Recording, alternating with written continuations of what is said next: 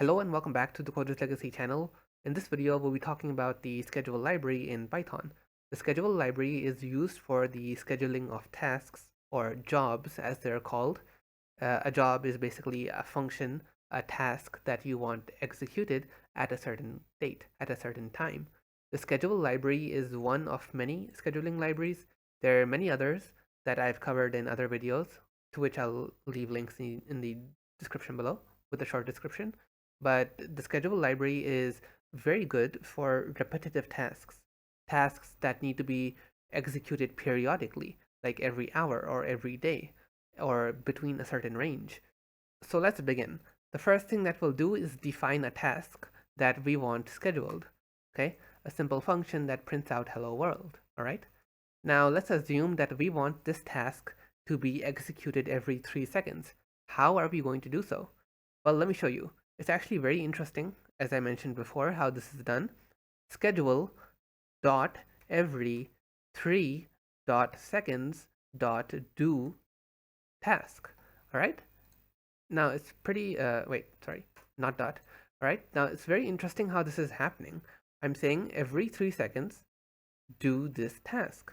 You can clearly see what this does, what the arrangement of these functions do. It's a very clever chaining. Now, this is not enough to actually begin the scheduling. I need to do run pending, and even this is not enough because this is a non-blocking function call. And if I just run this, our program is actually going to execute and then terminate before 3 seconds pass. So what I need to do instead is something like time.sleep and then 10, okay? Or even better, if I just do while 1 and then run this in an infinite loop, okay?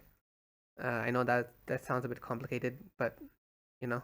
All right, see, now this is happening. Every 3 seconds, hello world is going to be printed out, okay? And I need to run this infinite loop to prevent the main program from shutting down, because if the main program shuts down, then the scheduler that runs in the background is also going to stop, okay? So that's why this is necessary, okay? So, but the main point is here that this is executing every 3 seconds. Now let's just terminate this and let's begin exploring some different ways that we can use this format. For example, let's assume that I want to swap this out for minutes. It's pretty obvious, right? I just need to change this from seconds to minutes. Now, obviously, I'm not going to run this code because I'm not going to wait 3 minutes here, but you get the point, right? We can swap this out for hours, years, and pretty much anything. If I do dot over here, we can actually see all of this: hours, minute, days, and then there's seconds, and then there are days. So we can even pick a day. Every 3 dot Thursday. What's the day today? And Thursday. Oh, interesting. And that's a coincidence. So if I do this, if I run this code, it's gonna, whoops. The reason it's not working is because of this. We're not supposed to keep that in there. And we also need to specify a time of what time we want this to execute at. So we need to specify the at parameter over here, the at function. And this basically takes a value like hour, minute, second, second. Okay, so right now the time is 8:53. So if I pick something like, what's the hours? This is going to be 19, I think. No, wait, 20. 20. Let's pick 5400. So I think it's about to be 8:54 over here. It's 8:53 right now. And there we go. See, it's 8:54 and this has been printed out. So this is how we can schedule a task every Thursday, every week. At this time, we can schedule a task. And let's take a look at something else interesting. What we can do over here is dot hours, all right? And then we can also use the dot at parameter over here. And let me just terminate this, okay? Now we can say, for example, like this, okay? And what this does is every 30 minutes in this hour, it's gonna run this code, right? So we can easily, with this code, we can easily have our code run every hour, but with this, we can have our code run at a specific minute in that hour. So if you wanted to run at the fifth minute, for example, then we'll do this. All right. Similarly, if we have days over here, you can specify a time period like 12 p.m. All right. So these are the interesting ways that we can use scheduling, but that's not all we can do. Another very interesting thing is this: every 5 to 10 dot seconds. Now, I'm sure you don't need me to explain what this is doing, but well, let me go ahead and do it anyway. Every 5 to 10 seconds is going to execute this task, and this interval is randomly determined automatically. Like sometimes there'll be 5, sometimes there'll be 10, sometimes there'll be 6, 7, etc. Let's just test this out. I'll change this from 1 to 5 so we can see the output ourselves, and then I'll run this code. And let's see how they appear. All right. Okay, now it's taking longer, taking quite a while. All right. Now it might appear quicker, maybe.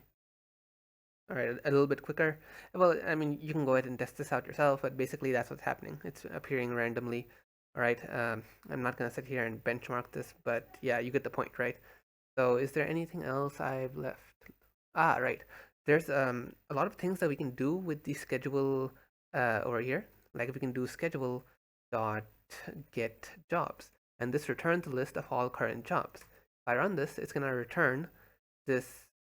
Wait, oh, sorry, I had to print this out. Okay, and it'll get all the current jobs that we've scheduled. All right. So, and it also tells you some very useful information.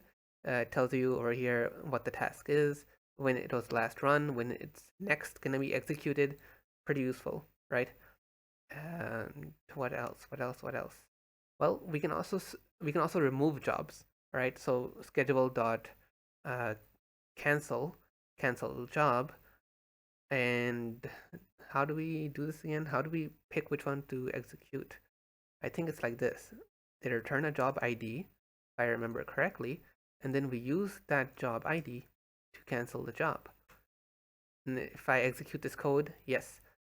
Well, I shouldn't print that out. Obviously, that's not going to print out anything. Let me run this code again, and you'll see that nothing is printed out because I canceled the job immediately after scheduling it. And yep, nothing is executing. And the only reason why this program hasn't executed is because of this while loop. So let me just close this. Okay. Now, one more thing I want to show you is that you can just do dot clear, and this will clear all the jobs currently in the queue. All right. So you don't need to do it one by one. You can just clear them all in one go. And hmm, all right, there's one more thing.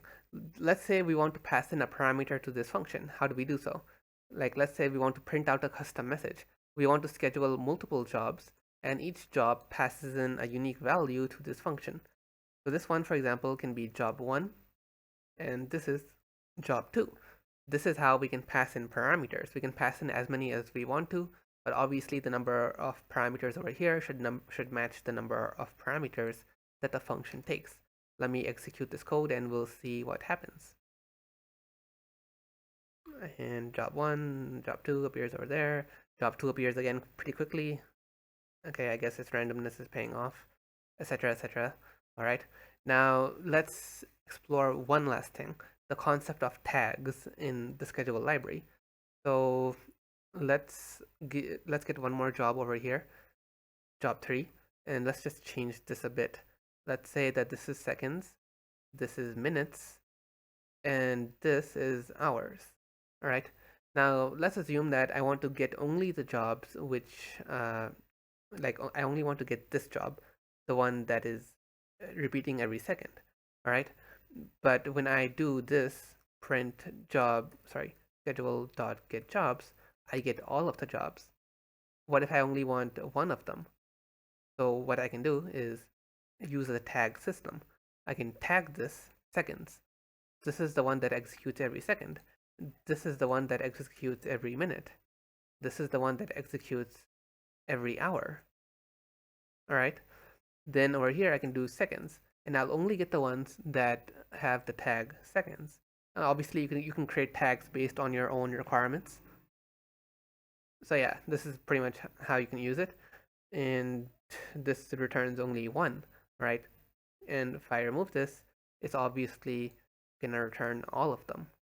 So that's just something important that I thought you should know.